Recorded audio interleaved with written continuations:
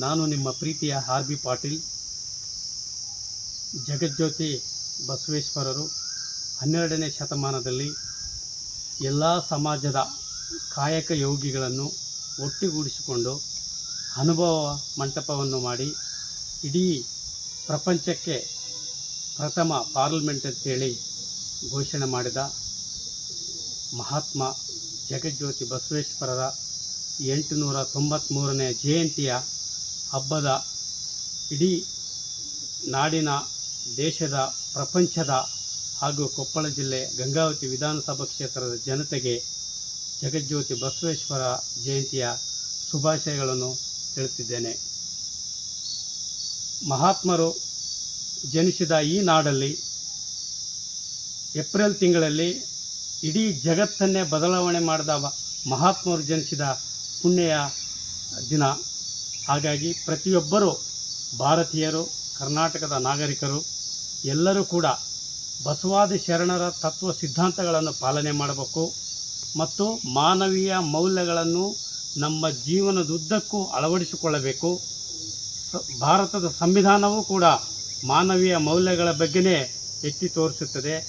ವೇದ ಉಪನಿಷತ್ತುಗಳು ಯಾವುದೇ ಧಾರ್ಮಿಕ ವಿಚಾರಗಳು ತಗೊಂಡ್ರು, ಯಾವುದೇ ಧರ್ಮ, ಇಡೀ ನಮ್ಮ ಭಾರತ ದೇಶದಲ್ಲಿರುವ ಒಟ್ಟು ಧರ್ಮದ ಮೂಲ ಸಾರಾಂಶವೇ ಮಾನವೀಯ ಮೌಲ್ಯಗಳು.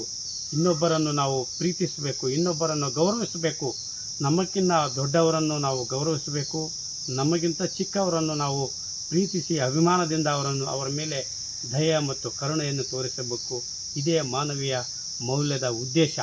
ಹಾಗಾಗಿ ಬಸವಾದಿ ಶರಣರು, ಎಲ್ಲ ಸಮಾಜದ ಶರಣರು ಸಾಕ್ಷಾತ್ ಶಿವನ ಜೊತೆ ಮಾತಾಡ್ತಿದ್ದರು. ಯಾರೂ ಆರ್ಡಿನರಿ ಮನುಷ್ಯರಲ್ಲ ಅವರೆಲ್ಲ ಸುಮ್ಮನೆ ಏನೋ ಊಟಕ್ಕಾಗಿ ಅಥವಾ ದಾಸೋಹಕ್ಕಾಗಿ ಅನುಭವ ಮಂಟಪದಲ್ಲಿ ಸೇರಿದವರಲ್ಲ. ಊಟವನ್ನು, ಆಮೇಲೆ ಪರಧನವನ್ನು, ಪರಸತಿಯನ್ನು ಎಲ್ಲವನ್ನು ತ್ಯಜಿಸಿದವರೇ ಶರಣರಾಗಿದ್ದಾರೆ. ಶರಣರ ಮೂಲ ಉದ್ದೇಶ ಸಾಕ್ಷಾತ್ ಶಿವನ ಹತ್ರ ಮಾತಾಡುವುದು. ಇಂಥ ಮಹಾತ್ಮರ ಸಂಗಮವೇ ಅನುಭವ ಮಂಟಪ.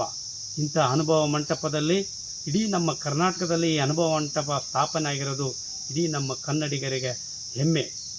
ಹಿಮ್ಮಡಿ ಪುಲಕೇಶನವರು ಇಡೀ ಪ್ರಪಂಚವನ್ನೇ ಆಳಿದ್ದಾರೆ. ಇಂಥ ಮಹಾತ್ಮರು ಹುಟ್ಟಿದ ನಮ್ಮ ನಾಡಲ್ಲಿ ಇದು ಒಳ್ಳೆಯ ಸಂದೇಶ. ಜಗಜ್ಯೋತಿ ಬಸವೇಶ್ವರ ಎಲ್ಲ ದೇವಸ್ಥಾನಗಳಲ್ಲಿ ಪೂಜೆ ಕೈಂಕರ್ಯಗಳು ನಡೀತವೆ. ಎಲ್ಲ ಜನರು ಶಾಂತಿ ಸಂತೋಷದಿಂದ ಇರಬೇಕಂತ ಹೇಳ್ತಾ ನನ್ನ ಮಾತುಗಳನ್ನು ಮುಗಿಸುತ್ತೇನೆ. ಜೈ ಹಿಂದ್, ಜೈ ಕರ್ನಾಟಕ.